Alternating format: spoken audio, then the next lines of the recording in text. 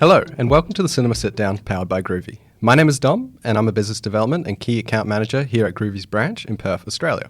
And I'm joined by my colleague Nav, who is an ad operations and product marketing manager. Thanks for joining us as we delve into Groovy's audience insights to help make sense of a constantly evolving theatrical landscape. Welcome, Nav. Thanks for having me, Dom. So, Nav, it's been all over the news and certainly within the entertainment media. So, the SAG-AFTRA and the WAG, which represent the actors and writers in Hollywood respectively, are on strike, which has been creating this industry-wide disruption. After years of unprecedented change, you've got the global pandemic, the streaming revolution, and the rise of AI, things in the industry have reached a bubbling point, and the strikes are raising very important questions about industry practices. That's right, Dom. At the same time, for us here at Groovy, we've seen that the strikes have created some interesting shifts from a film marketing perspective. With much of the industry at a standstill and actors unavailable to promote major studio films, film advertising has inevitably been affected. While we saw some upcoming releases already got their junkets and press interviews in the can ahead of the strikes, distributors are currently unable to rely on that organic public awareness generated by these activations.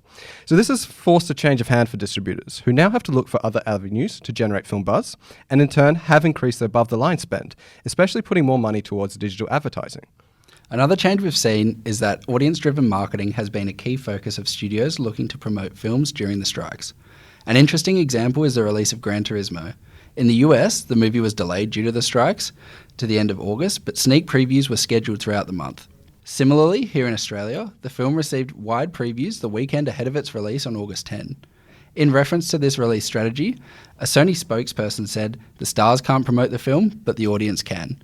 This has opened a whole new discussion of how audiences can push films themselves without the need of a massive PR campaign spinning the wheels. To that end, it's been quite interesting to see how cinemas have been able to step in and offer that specialness of premieres to local audiences, and also to create that awareness of a film via word of mouth. So in particular, we've seen previews and event screenings at Palace Cinemas here in Australia perform exceptionally well. So obviously the big film the last month, it has been Barbie, and it has been a prime example that they held these preview screenings the night before release, and they attracted massive numbers, and they had all this massive fanfare, like you had pink themed parties and all this sort of themed dress-up stuff in, for the film, and it really bolstered already high anticipation for the film to another level. And just recently, Barbie was actually announced as the biggest film to ever screen at Palace Cinemas, so very impressive result. And then on top of that, Palace does run regular movie club screenings and senior previews, and they also do, things like sparkling wine previews for select films. So all of these help to build that opening buzz for films ahead of release.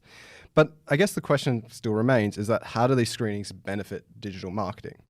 So, with the increase of above-the-line spend, we see that cinemas and distributors are pushing towards two objectives. Firstly, public specialised screenings and previews, and secondly, social media advertising. So basically, what the preview screenings do is help identify those niche interests or specific demographics within a film's audience prior to a film's release. This customer data is then used to create targeted advertising campaigns to social media platforms to push the film at launch through both retargeting and lookalike audiences. Essentially, these previews extend the value of digital marketing at a time when it's becoming more relied upon about studios, while also offering an effective alternative to the regular PR activations, which often exclude the public. Specialised screenings and events are such an effective way to generate buzz for a film, while also providing the marketing team with valuable insights into the film's audience. Another really interesting case for this is the Alleluia morning tea screenings held at Palace Cinemas. The film is very much targeted towards older audiences who are typically less inclined to rush out and see films as soon as they release. Therefore, by having morning tea screenings on the day of release, Palace was able to attract a larger audience to see the film earlier in the release cycle. This not only helps to generate buzz for the film, but it also provides marketers with important data that they otherwise wouldn't have had. In the case of Alleluia, it highlighted that females over 65 were significantly more engaged than any other audience. This differed from the initial belief that 55 to 64-year-olds would be equally as engaged, and allowed us to adjust the campaign accordingly. Additionally, we were able to create more robust audiences using the morning tea screening attendees, while also retargeting those that showed an interest in the event but didn't end up purchasing online. Yeah, I think that provides some fascinating insight into how audience data can be used to push films at release and actually, maximize your spend.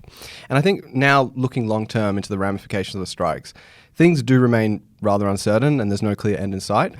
Numerous productions have been paused, and as inevitably we're seeing extensive film delays, and that will become more and more apparent, I imagine, next year. After all, there were a lot of Part 1 films this year. You had your Spider-Man Across the Spider-Verse, Fast X, and Mission Impossible, Dead Reckoning, whose sequels have already been announced and scheduled, but now they're in trouble of not making their dates. So I think it's crucial than ever that the films that do make their dates, they have the most optimized and, best performing campaigns they can have, because the upcoming slate remains a little bit uncertain. So Dom, we've been talking about events pretty thoroughly throughout this episode, and I was just wondering, are there any interesting events you've been to that could give some ideas to distributors or cinemas out there? Well, I think, there's a lot of special events that, as we mentioned before, that all these cinemas are running, but I do quite enjoy when cinemas are able to bring some talent involved to actually support the film's release. I think Q&A screenings are quite interesting and do attract quite big audiences. One really special one I went to last year actually was in Sydney for the film 3,000 Years of Longing, George Miller's film. So he actually came down, he's a Sydney local, but he came down for that screening at the Hayden Orpheum and did a Q&A, but also prior to that film, they had costumes from that film all on display in the foyer. They had different actors there as well who were able to give interviews in the actual, before the film and after the film.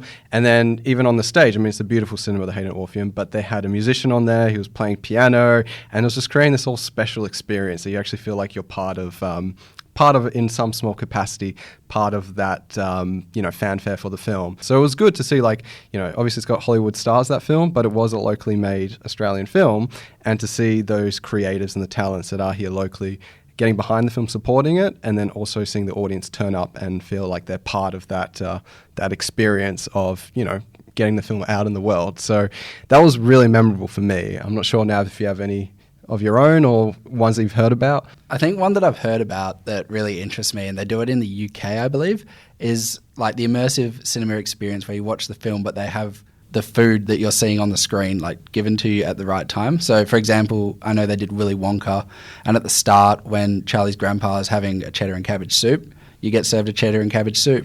Obviously, there's loads of chocolate involved, and personal favourite, when Violet turns into a blueberry and gets rolled around, you have a blueberry tart. I think that would be pretty cool to go to if they could bring that into Australia.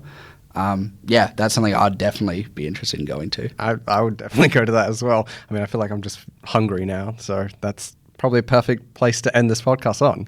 So that's all from us this week. Thanks for tuning in, and we'll see you next time on the Cinema Sit Down.